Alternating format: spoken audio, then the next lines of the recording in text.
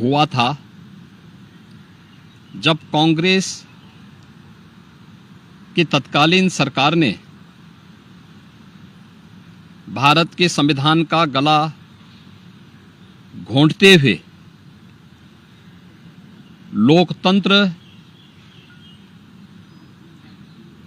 को पूरी तरह समाप्त करने की साजिश रची थी।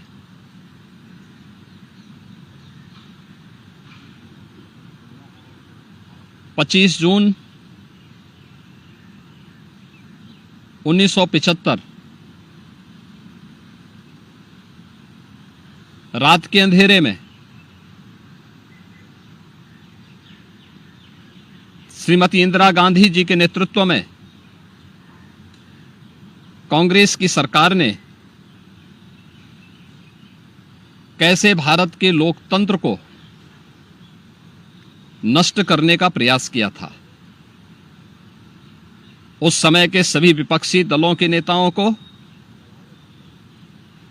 उसमें से अटल बिहारी वाजपेयी जी, से मोरारजी देसाई जी, श्री जयप्रकाश नारायण जी, श्री लाल कृष्ण आडवाणी जी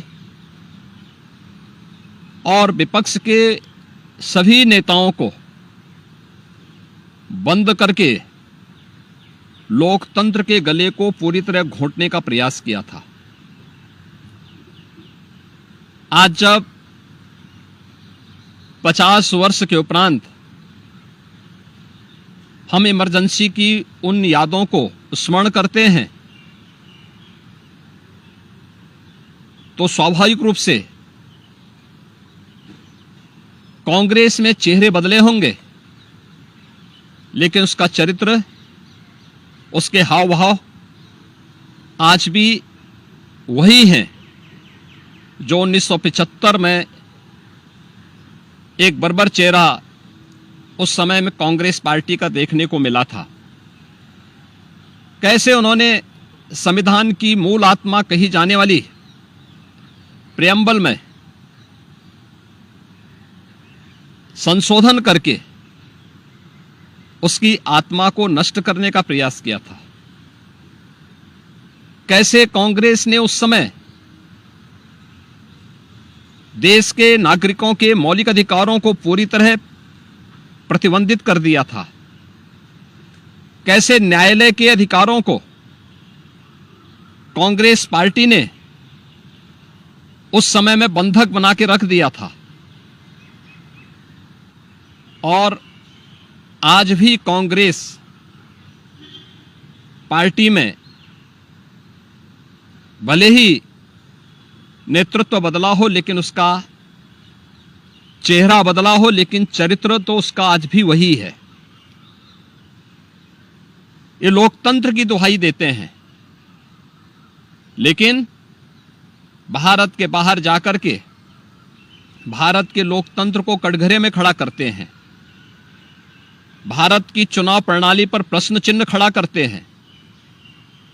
भारत के बाहर जाकर के भारत को और इसके लोकतंत्र को कोसते हैं। भारत के अंदर हर चुनाव की प्रक्रिया में बाधा पैदा करके ईवीएम पर अपने अकर्मण्यता का दोष थोपने का प्रयास करते हैं। एक तरफ कांग्रेस का यह तानाशाही पूर्ण रवैया, जिसने आज से नहीं या 1975 में ही नहीं, आजादी के तत्काल बाद संविधान अंगीकार करने के मात्र 2 वर्ष के अंदर ही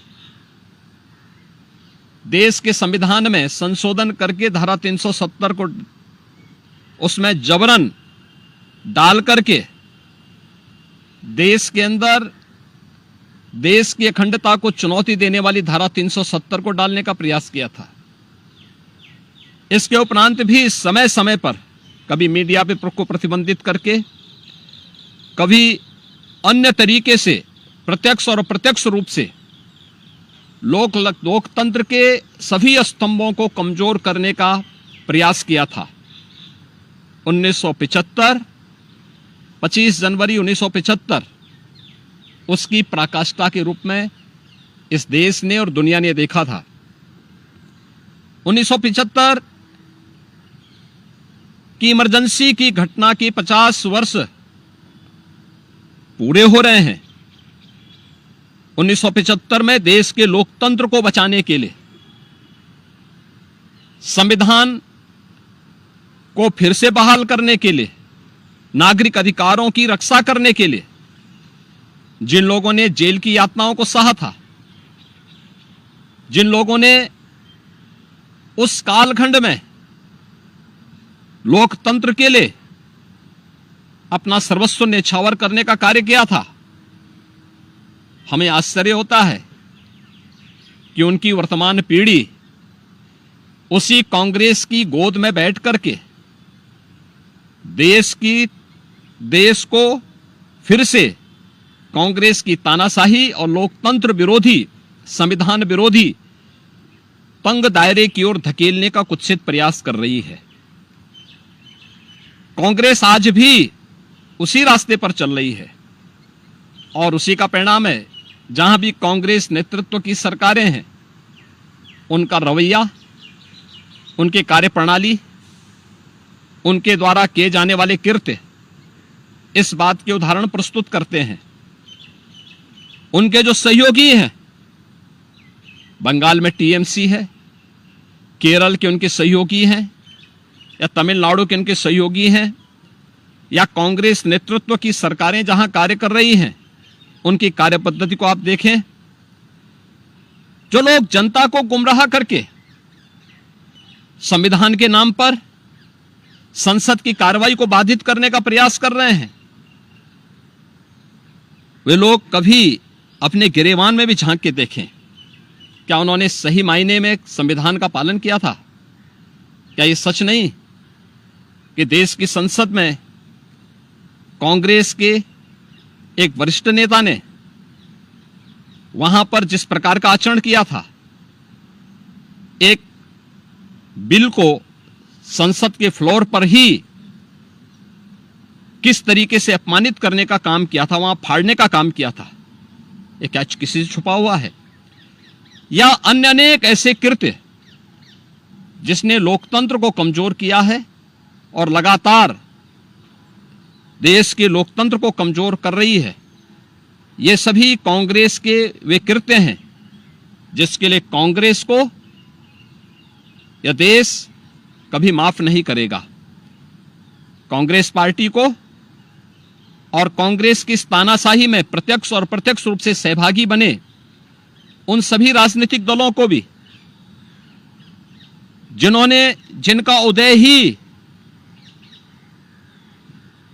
देश के अंदर कांग्रेस के खिलाफ लोकतंत्र को बचाने के लिए हुआ था, आज वे कांग्रेस की गोदी में बैठ करके जिस तरीके का आचरण कर रहे हैं, यह देश और इस देश की जनता उसे किसी भी स्थिति में स्वीकार नहीं करेगी।